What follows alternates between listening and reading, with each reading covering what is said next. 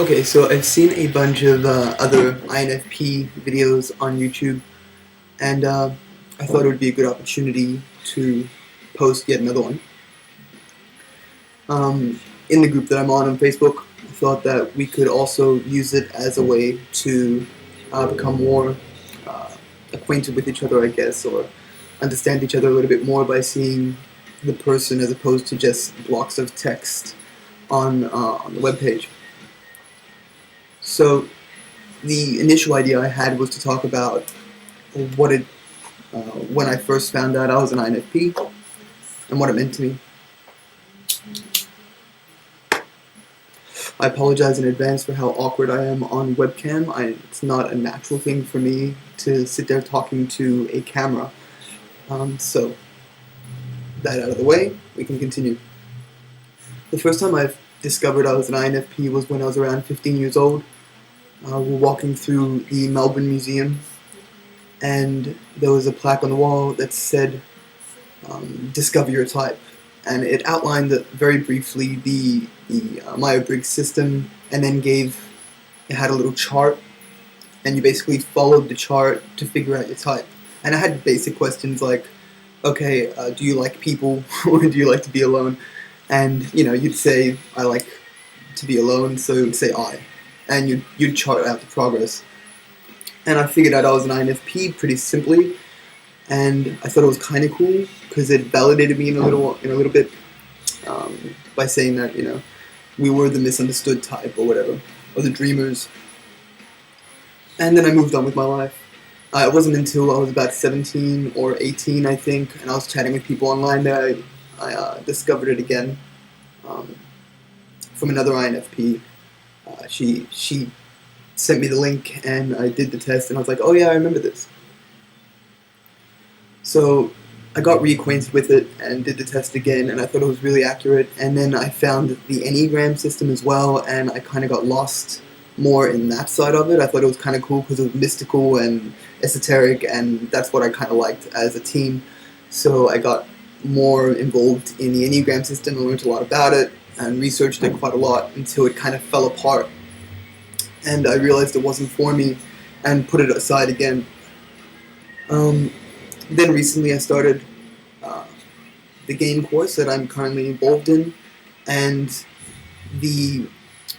there's books on like the psychology of gaming and stuff like that, and those kind of things bring up Carl Jung and Freud and all that kind of jazz. And it was reading that book that made me go, hey, I remember this system, the Carl Jung system, the Myers-Briggs system. Let me go look into it again. And that's when I became very passionate about it, because I thought that, well, if I become knowledgeable in it, I can use it in my game design stuff as well, and it can influence my games and my art in the future. So that's why I've become more involved in it. And also, it's done a lot for me. It's made me very comfortable in my own skin, much more comfortable with who I am. A lot of people think that psychological typing, it pigeonholes you, and some of it can, especially if you don't fit a certain type. But for me, living in the world of the extrovert, I always felt out of place. And finding out I'm an INFP has given me a sense of community and a sense of understanding, I guess, because now I feel like I do belong, I guess.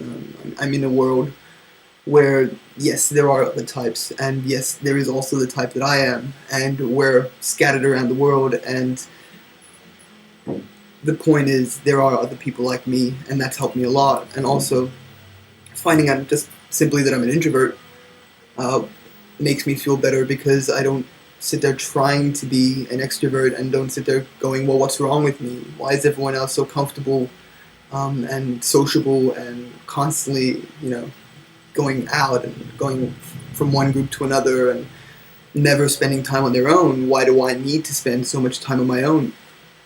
And figuring out that I'm an introvert and an INFP has freed me in a sense. It's given me a sense of self-understanding, and I just feel a lot more comfortable now.